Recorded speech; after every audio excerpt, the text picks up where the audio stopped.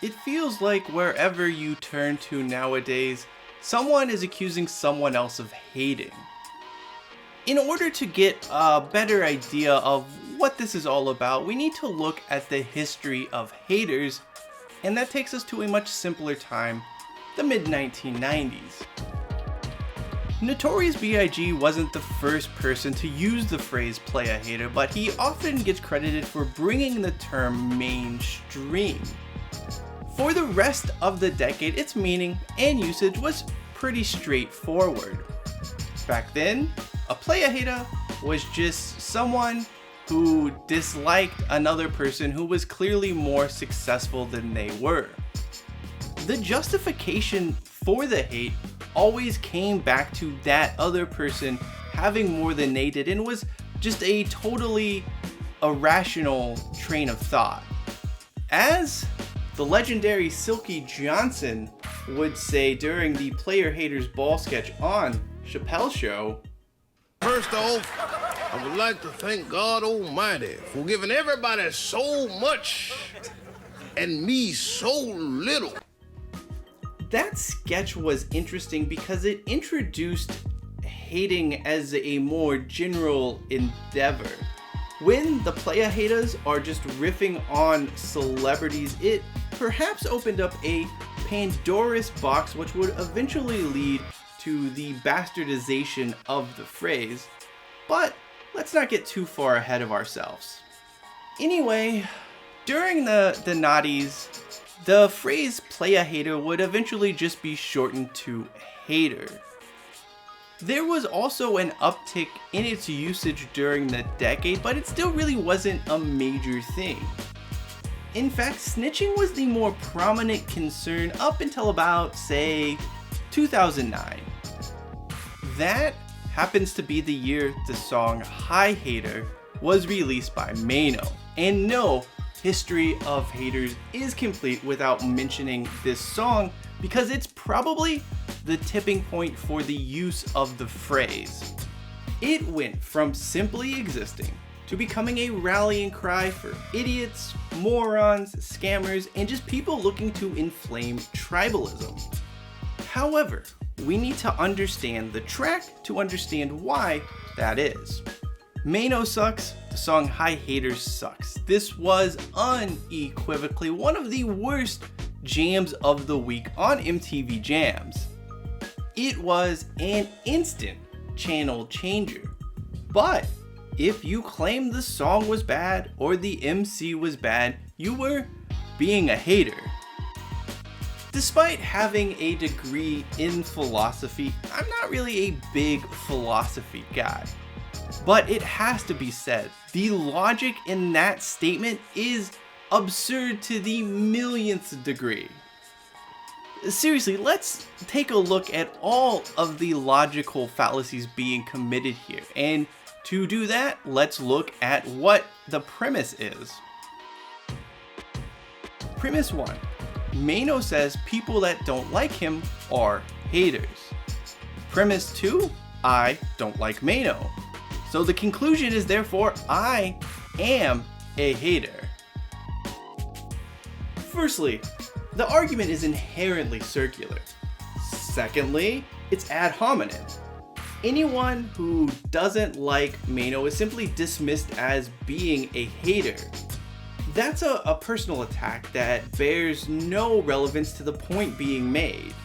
Finally, there's a bit of a straw man argument mixed in here as well. You'll never, ever win an argument with an individual using 3, not 1, not 2, but 3 logical fallacies simultaneously. It's hopeless. The only experience I can reasonably compare it to is when my mom rented me Echo the Dolphin for Sega Genesis as an 11-year-old, and somebody who had rented the game previously had taken the instruction booklet out. I turned on the game, I tried to figure it out, but it was a futile experience. I made absolutely no progress during the entire weekend. Even today, it's kind of annoying for me to think about playing Echo the Dolphin with no help. That, in a nutshell, is what the hater argument has become. It's a kid trying to figure out how to play Echo the Dolphin with zero assistance, zero instructions, and really no idea of what the game is about. Over the past decade, the history of haters has taken a dark turn for the worse.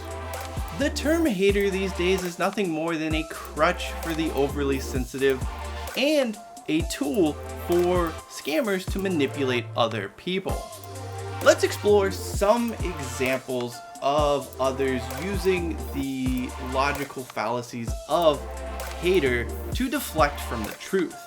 There is Tai Lopez, who preys on people looking to get rich quick, despite him knowing they don't have the tools to succeed.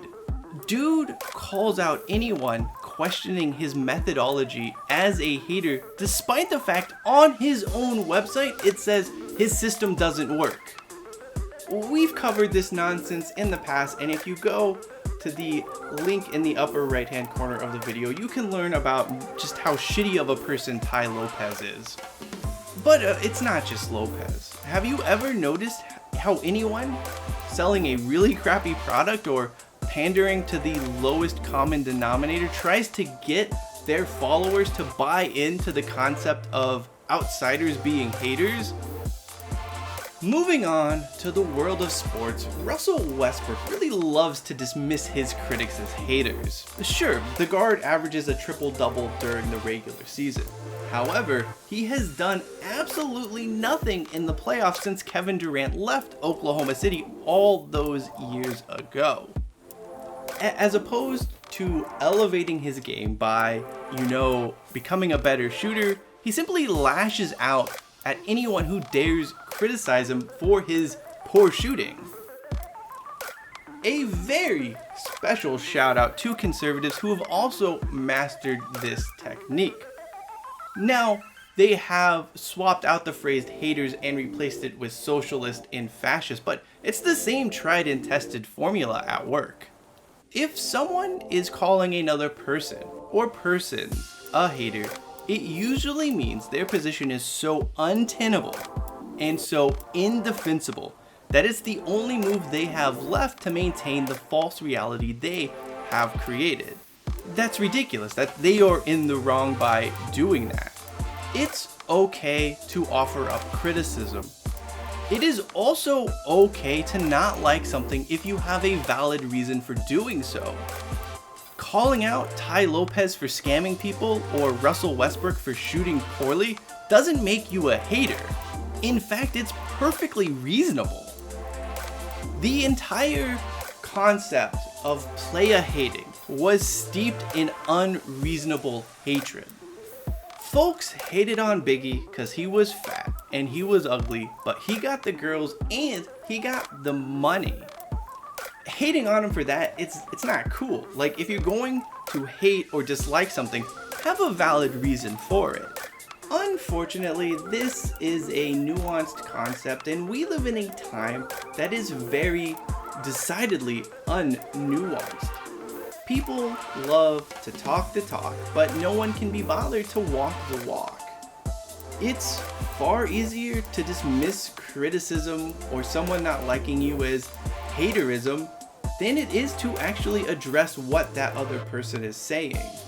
As I see it, there is only one way to win, maybe not even win, but to come out in a stalemate with an argument against someone calling you a hater. And that is to call them a hater right back. After all, they're hating on you for hating them. Yeah, the logic there is really gross. However, we no longer live in a time and age where reason prevails.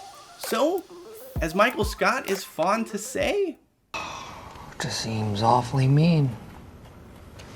But sometimes the ends justify the mean. Maybe I am a hater, and I'm fine with that. I can accept that, and if you don't like it and you don't like me, that doesn't mean you're a hater. It means you have your reasons for doing so. That does it for me. I'm Cheyenne Hollis, hater extraordinaire. This is the Touchback hashtag. Take it out to the 25. But don't hustle hard, don't stack paper, and if you see me, maybe you're not a hater. I hate you, Mano.